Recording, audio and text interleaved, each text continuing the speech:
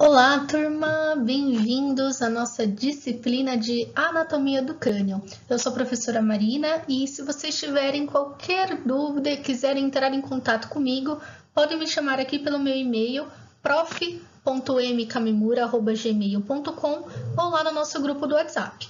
Espero que vocês aproveitem muito as nossas aulas, são aulas bastante ricas, no qual hoje iremos dar início especificamente ao crânio, mas lá para frente iremos estudar também a coluna vertebral. Então vamos lá? Bem, antes da gente entrar um pouquinho mais específico na anatomia do crânio, nós precisamos então relembrar alguns conceitos. Então vamos lá. Hoje nós vamos pegar desde o começo sobre os estudos relacionados à osteologia. Osteologia, galera, é o ramo da anatomia que vai estudar os ossos. Então, logia vem de estudo, ósteo vem de ossos. Então, se é o estudo dos ossos, nós iremos estudar o sistema esquelético. Então, deixei aqui para vocês, bem bonitinho, olha aí uma imagenzinha de requebrar o esqueleto. Então, realmente, vocês já começarem a lembrar um pouquinho da importância desse sistema para a radiologia especificamente. Na radiologia, especialmente nos setores que utilizam radiação ionizante, raio-x convencional, tomografia, nós sabemos que é o sistema esquelético um dos sistemas mais importantes para o nosso diagnóstico, correto? Para o diagnóstico realizado pelas imagens na radiologia. Então, além da gente estudar os ossos, nós vamos ver todas as composições envolvendo esse sistema, assim como estruturas, junturas, articulações, musculaturas, vasos, beleza? Então, pessoal, o esqueleto ele é organizado topograficamente entre esqueleto axial e esqueleto apendicular, ou seja, ele é dividido entre dois esqueletos. Lembrando que o esqueleto axial vem de axis, vem de centro, e apendicular, aquele esqueleto que se junta a esse esqueleto central, a esse esqueleto axial. Aqui na imagem, o esqueleto axial representado pela coloração azul e o esqueleto apendicular representado pela coloração amarela, tá? Mais ou menos temos 270 ossos quando nós somos crianças na nossa infância, e assim como o desenvolvimento ósseo, nós futuramente, quanto adultos, vamos ter uns 206 ossos. Tá, mas como assim? Eu tenho mais ossos quando eu sou criança e de repente eu perdi um osso? O que aconteceu? Na verdade, nós passamos por um processo chamado de crescimento ósseo. Então, se vocês observarem, olha aqui nessa imagem, quando nós temos lá, ó, aqui com uns 11 aninhos de idade, os nossos ossos, eles ainda não estão totalmente desenvolvidos. Então, nós percebemos que, neste caso, os nossos metacarpos, as nossas falanges, elas possuem epífises. São ossos longos e essas epífises seriam as extremidades, tá, do osso. Então, as epífises são nessas regiões em que acontece o crescimento do osso. Então, observem ali, circuladinho, as epífises em crescimento. Então, observem, parece o quê? Que o osso, conforme ele vai se desenvolvendo por completo, antes ele era um osso só, ele se desenvolveu, a epífise ficou madura e, portanto, se a epífise ficou madura, os ossos, então, em seu completo desenvolvimento, eles se unem. Então, não é que a gente perde ossos, mas a gente tinha mais ossos antigamente e conforme a gente vai se desenvolvendo, esses ossos, se eles eram dois, eles se unem e formam um osso totalmente desenvolvido. E por isso, então, que quando nós somos crianças, a gente tem mais ossos, ok? Então, não bota isso na sua cabeça. Ah, eu perdi osso. Não, você não perdeu osso. Você teve um crescimento ósseo no qual vários ossos, que eram vários, eles se uniram e se formaram em um. Então, aqui o exemplo é somente fazendo uma radiografia de mão, de punho. Nesse caso, é uma radiografia que a gente alisa muito no nosso dia a dia, que é a radiografia para visualização de crescimento ósseo. O médico ele precisa visualizar se esse crescimento ósseo da criança está acontecendo corretamente, ok? Então, ele vai observar esses espaços entre um osso e um outro, as articulações. Se vocês observarem, olha essa radiografia que bonitinha. A gente vê que os metacarpos, as falanges, os ossos do carpus, eles não são totalmente desenvolvidos. Então, é por isso que aquela criança é toda molinha, lembra? Coloca a mão assim aqui atrás da cabeça, o pé atrás da cabeça, consegue chupar lá o dedinho do pé, bota na boca. Como é que a criança faz isso? As crianças, então, geralmente, elas são mais, vamos colocar assim, flexíveis, porque realmente os ossos delas não são totalmente desenvolvidos. Então, as articulações acabam atuando mais. Então, acaba tendo um movimento com menos limitação como um adulto, no qual, então, todo o nosso sistema esquelético se torna desenvolvido e, assim, formando novas articulações e ossos que antes eram separados, agora unidos. Nesta região não ocorre movimentação. Tudo bem? Então, vamos lá. Vamos falar um pouquinho do esqueleto axial.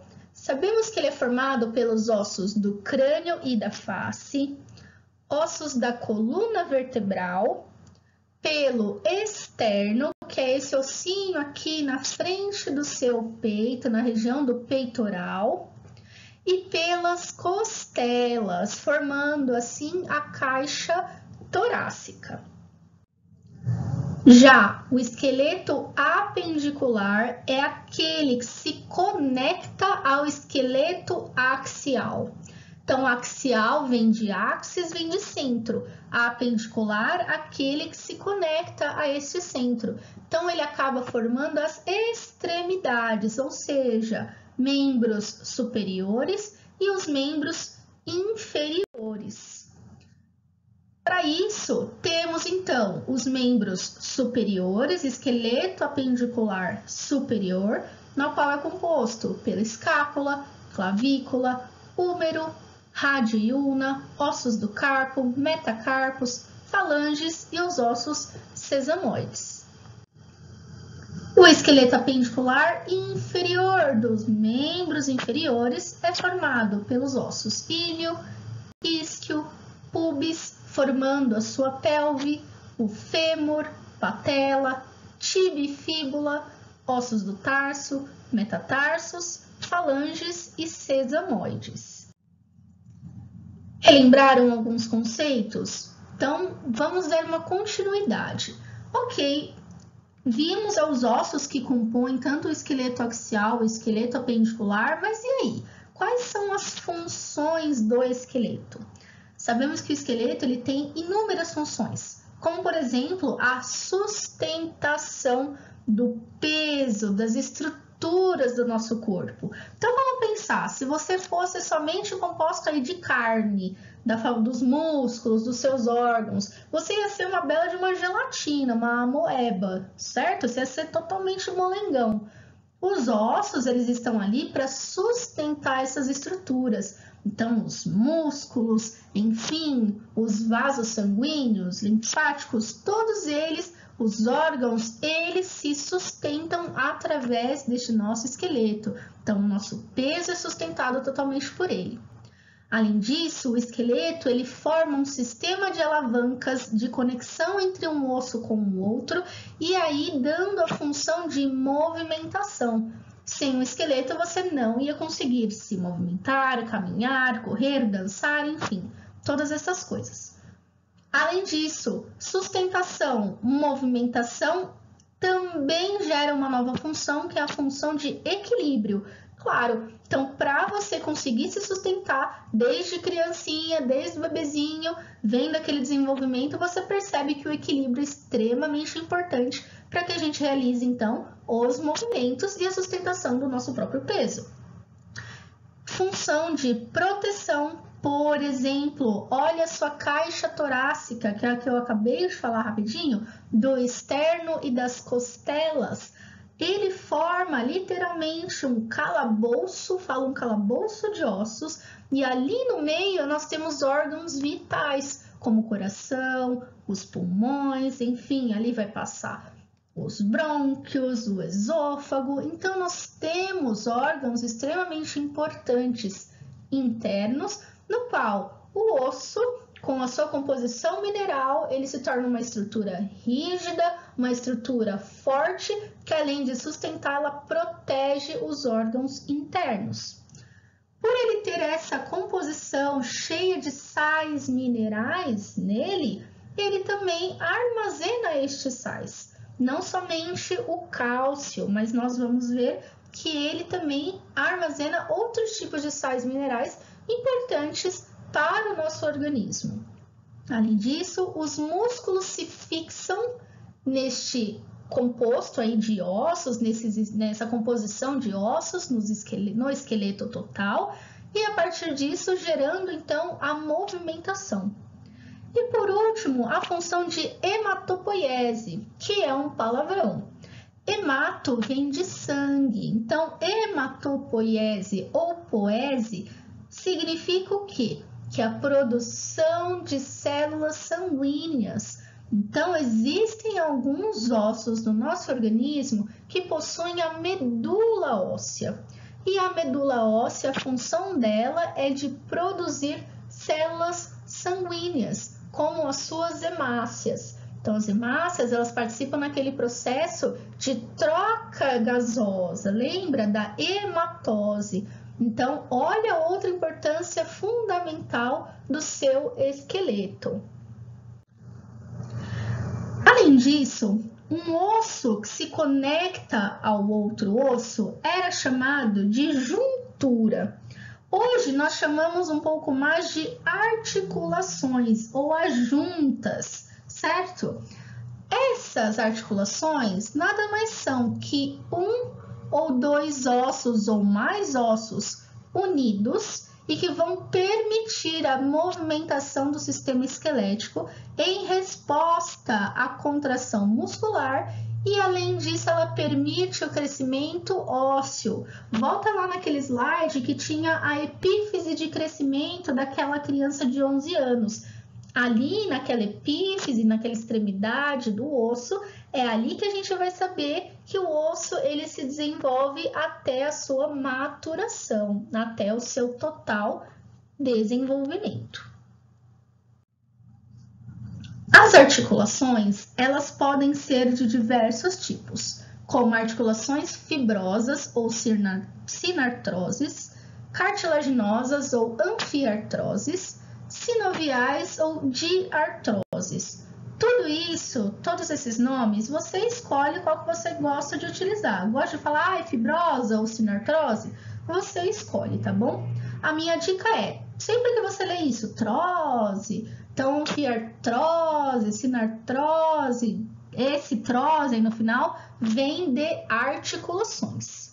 Vamos então iniciar os estudos com as articulações fibrosas. A articulação fibrosa mais famosa é a nossa sutura. As suturas, elas são somente encontradas nos ossos do crânio. Opa! O nosso foco é ossos do crânio. Então, suturas, já marca aí no seu caderno. Vamos estudar um pouco delas. Ela é formada, por que o nome dela é fibrosa? Por que a sutura é um tipo de articulação fibrosa? Porque ela é formada por várias camadas fibrosas. E a partir dessas camadas, elas conseguem manter os ossos unidos e em íntimo contato. Porém, apesar de eles estarem totalmente unidos em íntimo contato, elas permitem uma certa elasticidade no crânio. Não é muita, é pouca. Como o foco da nossa disciplina é o crânio, eu não vou entrar no assunto sobre as outras articulações, senão a gente vai ficar aqui muito tempo. Então, vamos observar já este GIF aqui do crânio, olha que bonitinho. A gente percebe que o crânio ele é formado por diversos ossos unidos entre si. Então, eles são unidos através de suturas, que é uma articulação fibrosa.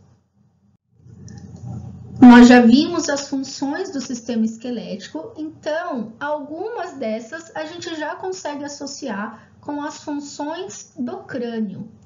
O crânio ele é formado então por todo esse arcabouço ósseo e ele tem como principais funções alojar e proteger o encéfalo. Sabemos que é através do encéfalo que a gente manda todos aqueles sinais nervosos de comando, enfim, é como a gente consegue se comunicar com o meio externo, o meio interno, é através dele que os nossos órgãos estão em funcionamento, enfim. Alojar e proteger órgãos da sensibilidade que fazem esse conjunto com o encéfalo, como órgãos que participam da sua visão, audição, equilíbrio, olfato, gustação.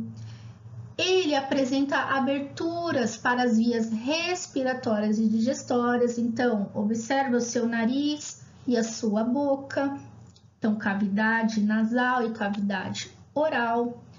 E estruturas necessárias para a mastigação. Então, é no crânio que a gente vai encontrar ossos específicos que participam desta função de mastigação. Lembra lá atrás que a gente acabou de ver sobre a sutura? A sutura, ela é uma articulação fibrosa, no qual ela mantém os ossos do crânio em íntimo contato. Só que, mesmo que eles estejam em íntimo contato, há uma pequena movimentação no momento do parto. Então, observem. No crânio do feto e do recém-nascido, onde a ossificação é ainda incompleta, então vou ligar aqui o meu laser para vocês observarem. Então, olha lá. Opa, tá certo aqui? Isso. Então, olhem lá. No bebezinho, a gente não tem os nossos ossos em completo desenvolvimento. Conforme, então, a gente vai crescendo, os nossos ossos eles vão se desenvolvendo até chegar ao seu ponto de maturação, ou seja, desenvolvimento completo. Portanto, sabe aquela história que a vovó falava? Ah, não bate, cuidado com a cabeça do bebê, não bate ali, porque ali tem o quê? A moleira. O que é aquela moleira? É um espaço que a gente chama de fontanela, ó. Fontanela. A fontanela é a famosa moleira que a vovó falava, que é o espaço onde os ossos do crânio ainda não se desenvolveram por completo, ou seja, eles não estão juntinhos um com o outro, e ali fica realmente uma abertura. Essa abertura, ela se fecha lá por volta, até os nossos 2 anos, ela se fecha por completo. Mas, meu Deus, por que a gente precisa disso, né? Por que a gente precisa dessa abertura chamada aí fontanela? Então, por que existe essa separação entre os ossos e essa mobilidade maior? Isso, galera, permite que no momento do parto, uma redução que é bastante assim considerável da cabeça do bebezinho, ele tem essa certa redução, essa movimentação para facilitar literalmente a expulsão do bebezinho, do feto, para o meio exterior. Então, observem, aqui é uma imagem que eu quis só trazer para vocês, não vamos entrar em muitos detalhes, mas no momento do parto, o bebezinho ele tem esse movimento, que é um movimento de crowning, que é um movimento assim de coroa do bebê, o momento em que a cabeça do bebê começa a aparecer no canal vaginal. Concorda que nessa região, se o bebezinho já tivesse todo esse crânio totalmente formado, como é que o bichinho ia sair daí? Não ia conseguir, pessoal. Então, a gente observa o quê? Que as suturas, observem aqui, olha que bacana. As suturas, elas têm aquele movimento, mas lembra, não é um movimento muito amplo, é um movimento assim, ele acontece, mas ele é pequeno. Mas este movimento permite, então, que tenha uma movimentação do crânio e que no momento, então, do parto, o bebezinho consiga ser expulso através do canal vaginal para o meio externo com maior facilidade. Então, sabe aqueles bebezinhos? Tem alguns bebezinhos que nascem com essa pontinha aqui da cabeça, que eu tô deixando marcadinha. Mas isso é normal. Essa pontinha, ela mostrou que houve sim uma movimentação, então, dos ossinhos do crânio do bebê, para que ele conseguisse, então, sair no canal vaginal. E aí, em poucas semanas, em poucos dias, isso daí já é totalmente corrigido normalmente pelo próprio organismo.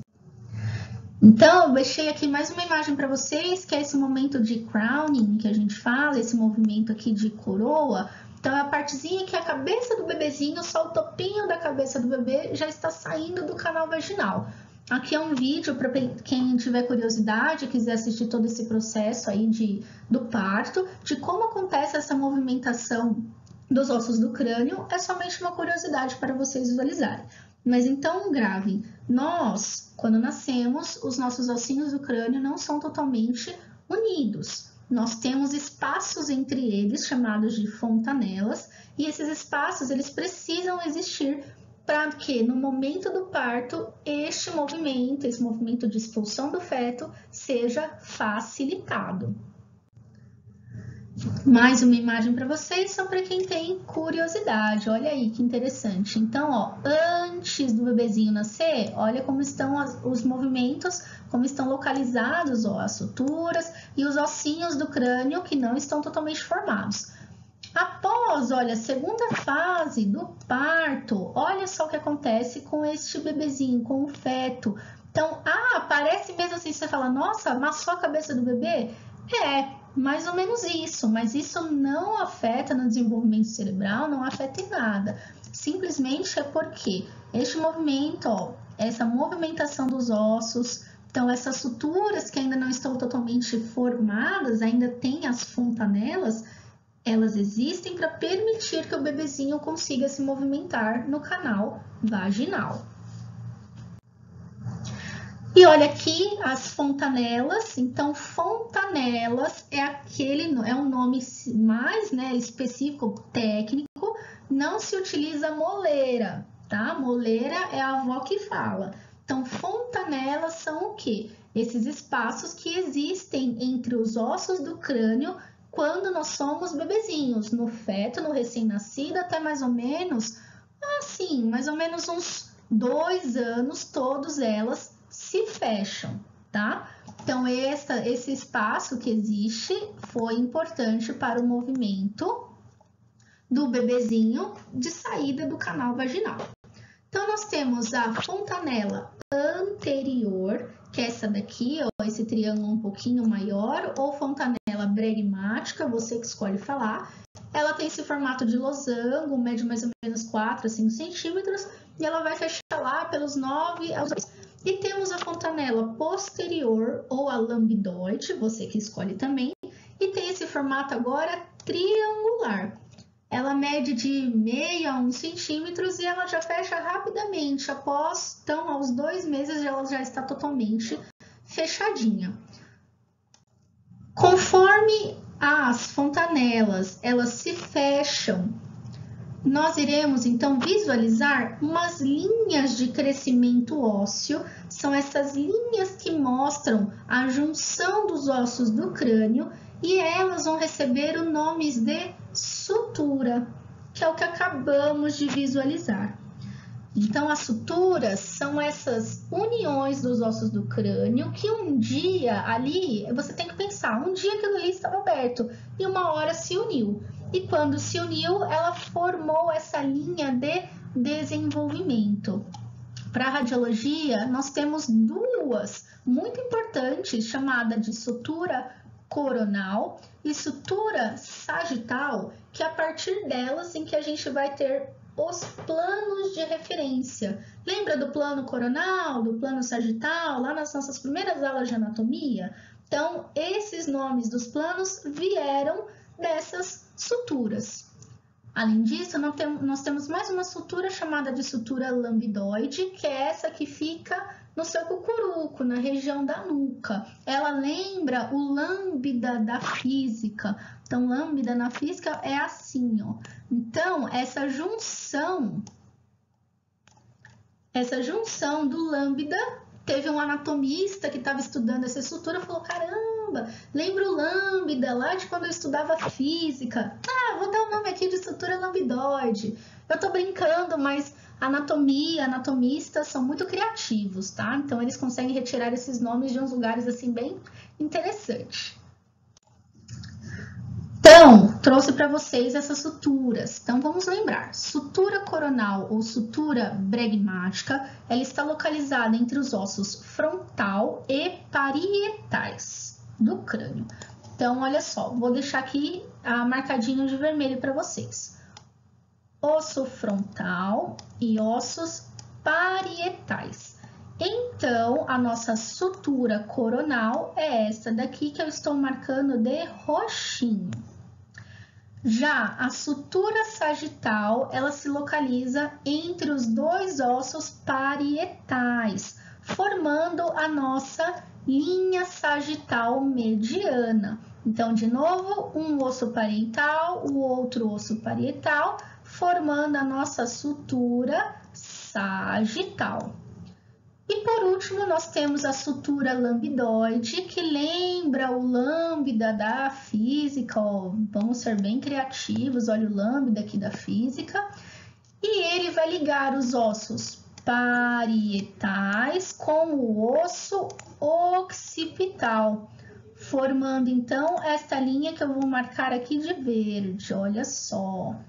Então, sutura lambdoide, sutura sagital e sutura coronal. Esta daqui é uma visão, uma vista superior do crânio. Neste lado esquerdo que eu marquei com vocês, com aqui os marcadores coloridos, mostrando um crânio já totalmente desenvolvido, com os ossos totalmente unidos. E aqui do lado direito, nós temos os ossos do crânio ainda separados, enquanto nós somos bebezinhos, existindo então as fontanelas. Olha aquela fontanela anterior e a posterior, uma em losango e a outra parecendo um triângulo. A gente também pode chamar as fontanelas de fontículos, é a mesma nomenclatura.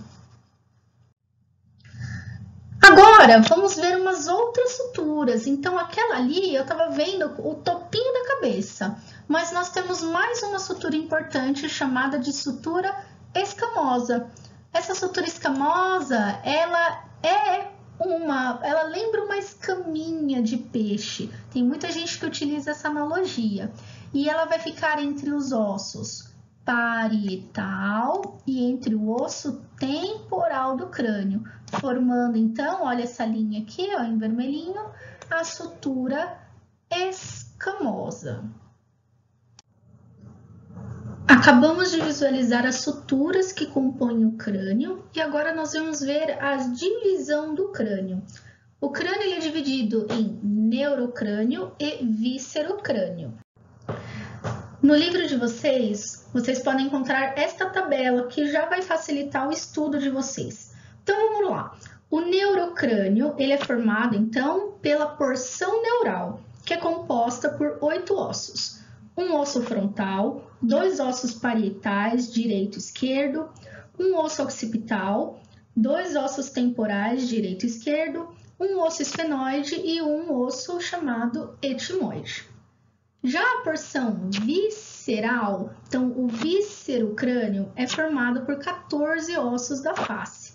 Então são 2 zigomáticos, 2 ossos maxilas, uma mandíbula, 2 ossos palatinos, 2 nasais, um vômer, 2 conchas nasais inferiores e 2 ossos lacrimais.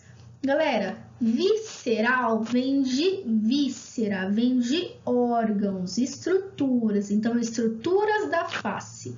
Neuro vem da região do sistema nervoso central. Então, sistema nervoso central é só parte do encéfalo, do cérebro. Então, se vocês gravarem isso, vocês conseguem fazer essa diferenciação do que é neurocrânio e do que é víscerocrânio. Então, vamos iniciar falando sobre o neurocrânio, sobre os ossos que compõem o neurocrânio. Então, vamos lá. O osso frontal é é esse osso que vai formar a sua fronte ou a sua testa. Então, é a parte superior de cada órbita. O osso frontal, ele apresenta duas caras mesmo. Uma posterior, que é côncava, que é a cara interna. Então, se eu pegasse esse osso, eu olhasse ele de dentro, vamos imaginar assim. E essa região é chamada de cara interna ou endocranial ou cerebral.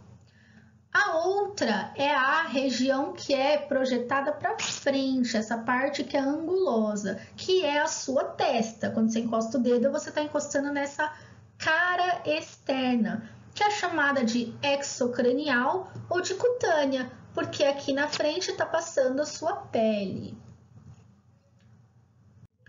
Então, nessa imagem, conseguimos visualizar a cara interna, essa região côncava, na qual ali a gente tem o íntimo contato com as meninges, enfim, com diversos vasinhos sanguíneos e o seu encéfalo.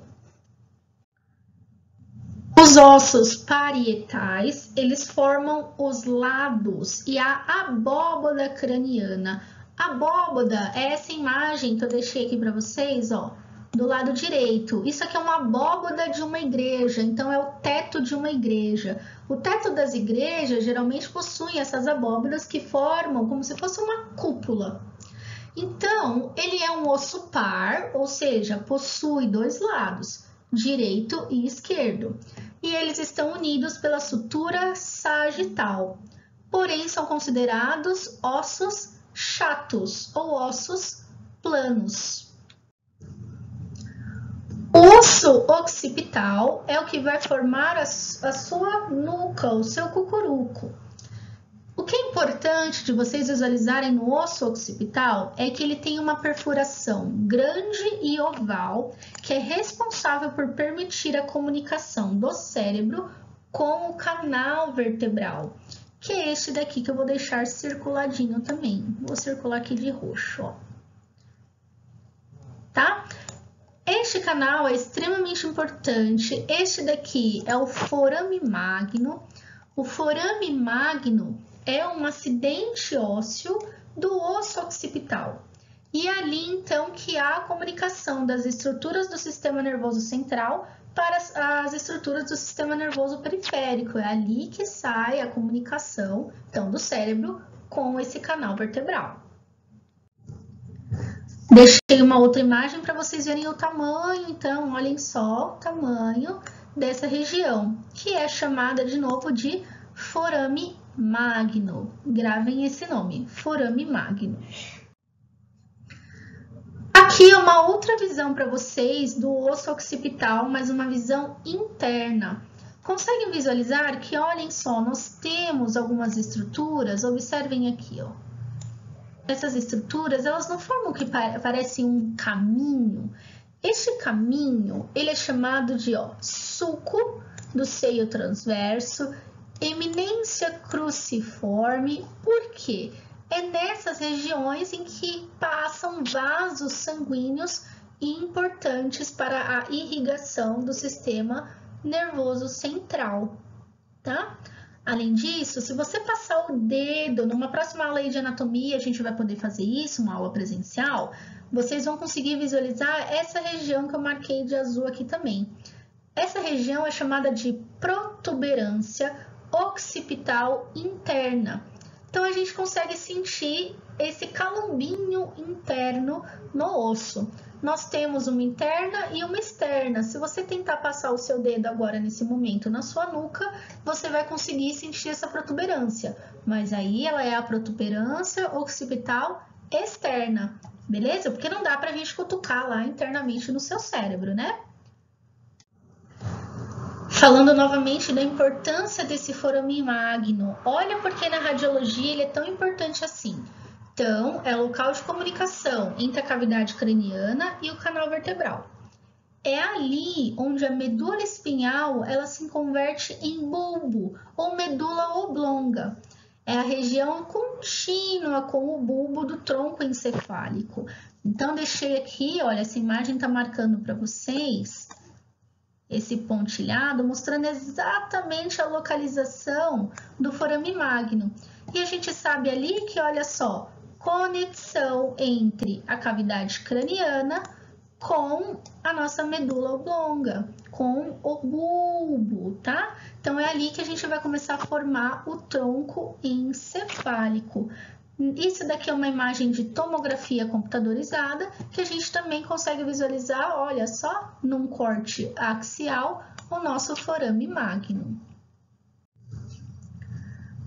O osso temporal, ele também é um osso par que forma agora as laterais do crânio ou as têmporas. É um osso irregular e ele se situa inferolateralmente, ou seja, abaixo para lateral, e na sua cavidade timpânica nós vamos localizar 3 ossos no ouvido médio. Nesta imagem, nós conseguimos visualizar, então, essa região do osso temporal, que é composto por essa parte chamada de parte escamosa e de parte petrosa. Lembra lá da sutura escamosa? Vem disso daqui.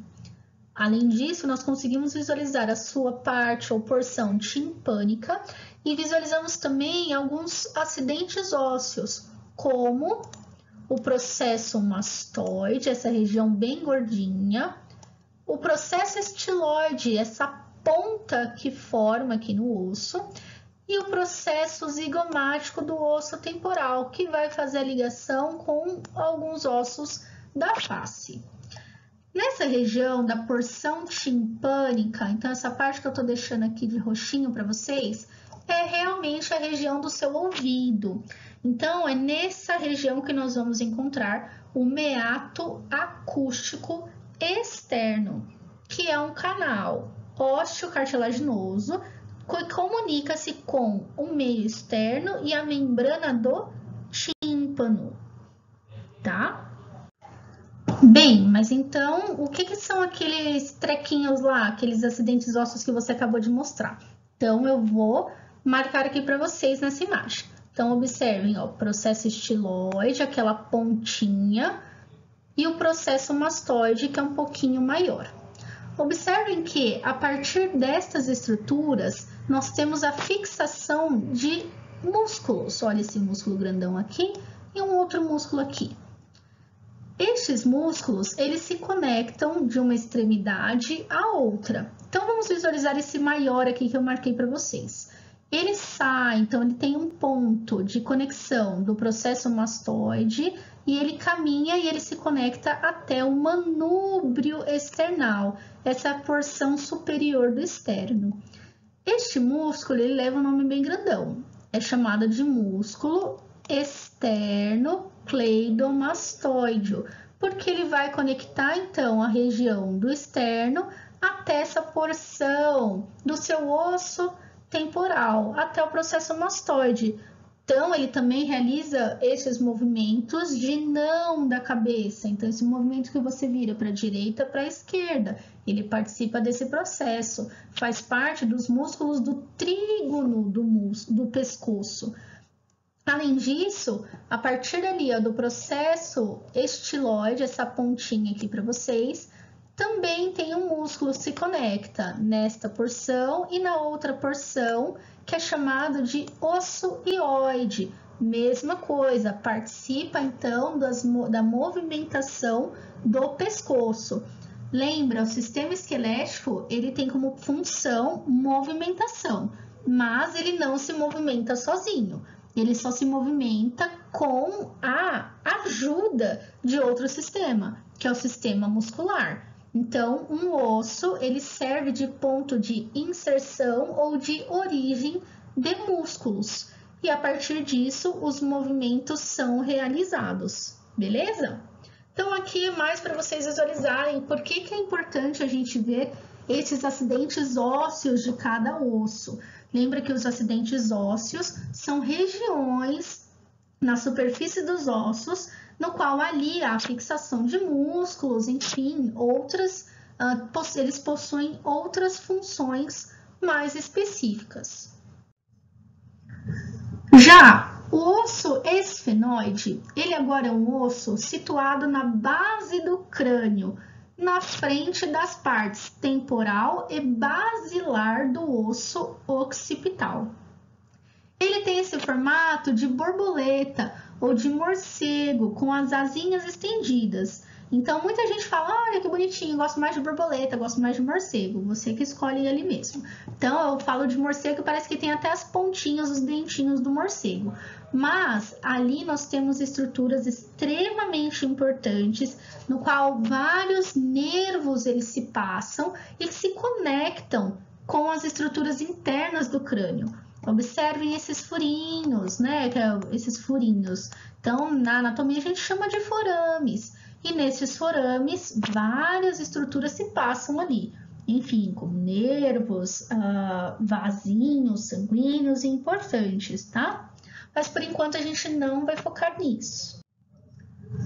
O osso esfenoide, ele é dividido em asa menor, essa região mais superior, e em asa maior, essa região mais inferior. Nesse osso, ele é muito importante para a formação de vários forames craniais mesmo. E a partir destes forames, vários nervos se passam por ali, como o nervo óptico e o nervo craniano. Porém, há uma estrutura muito importante nessa região chamada de cela turca ou de cela túrcica. A cela turca, ela é essa regiãozinha que eu vou deixar aqui de amarelinho para vocês, ó. Percebam que ela forma uma cavidade, um buraquinho. Então, é como se ela fosse uma conchinha. Ela vem assim, ó, forma um declive, vamos colocar assim. Ali dentro desse buraquinho, há um órgão extremamente importante que o corpo protege.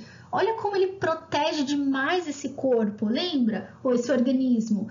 Lembra que o osso ele tem essa função de proteção. Então, ele vai proteger, ó, ele faz um buraquinho para que esse órgão se localize ali dentro. Ele considera esse órgão extremamente importante. E este órgão é chamado de hipófise. A hipófise é uma pequena glândula localizada após o hipotálamo e ela é considerada a glândula mestra, pois é ela que vai regular as atividades da maioria das glândulas endócrinas. Então, ela é dividida em adenopófise e neurohipófise. Esse slide é para vocês visualizarem a importância, então, da adenopófise e da neurohipófise. Então, olhem lá, a neurohipófise, ela vai atuar em hormônios, principalmente, como a ocitocina e o ADH, que atuam diretamente, então, a ocitocina para a mulher, na atuação do útero e na glândula mamária, no processo, então, de gestação e da lactação. O ADH atua diretamente no néfron, a estrutura funcional dos nossos rins, então participa do processo de filtração de urina e de substâncias, por exemplo. Já a adenopófise, olha os hormônios que ela permite nessa liberação, essa regulação, prolactina, FSH, LH, TSH, todos esses esses hormônios que vão atuar em órgãos específicos do nosso organismo. E ela, então, regula tudo isso, prolactina no processo de lactação, TSH na produção de hormônios específicos da tireoide, do FSH das gônadas, a maturação das gônadas, na ovulação. Olhem quanta coisa essa hipófise ela realiza. Então, o organismo olha para isso e fala, eu preciso proteger isso aqui com muita ênfase. Então, existe a célula túrcica só para proteger esta região. Olha como o nosso corpo é inteligente, gente. Ele é muito inteligente. E aqui uma imagem para vocês, essa partezinha que está marcada com a estrelinha, que é a nossa célula túrcica ou hipofisária. Você que escolhe o nome que você quer chamar. Olha ali, ó, ela não faz um buraquinho, uma concavidade, que é ali que vai deitar a nossa hipófise, é ali que ela se localiza. Já o osso etimoide, ele é um osso curto, localizado na base do crânio, mais nessa região, na zona anterior medial. A lâmina horizontal que vocês vão encontrar ali é chamada de lâmina crivosa ou cribiforme, devido aos crivos ou orifícios que ali possui. É um osso pequenininho, então é este osso aqui, ó, que eu vou circular aqui de roxinho para vocês. Este osso ele tem uma função extremamente importante para o nosso olfato. É a partir desses buraquinhos, desses orifícios que se localizam no osso etimoide, que passam os nervos oftálmicos. Então, os nervinhos que vão identificar a sua sensação de olfato. Então, há uma total conexão com a sua cavidade nasal. Além disso, ali nós encontramos um outro acidente ósseo chamado de crista etimoidal, que é o que nessa imagem essa pessoa está mostrando para a gente com esse instrumental.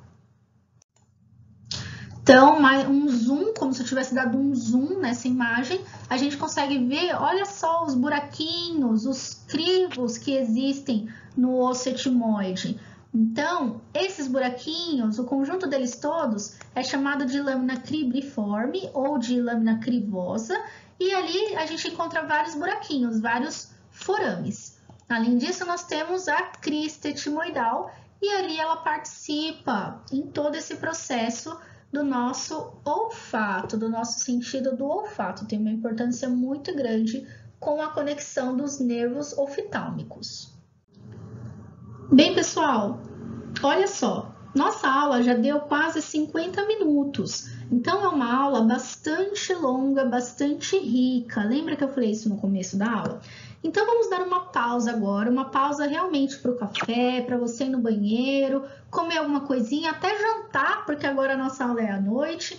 Então dá uma pausa mesmo, turma, porque este conteúdo é bastante intenso e eu sei que ele é muito intenso.